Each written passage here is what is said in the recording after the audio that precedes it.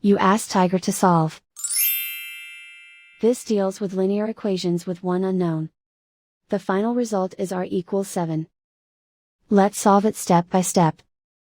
Group all constants on the right side of the equation.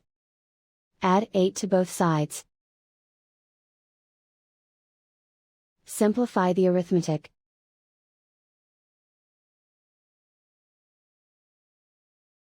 Isolate the r.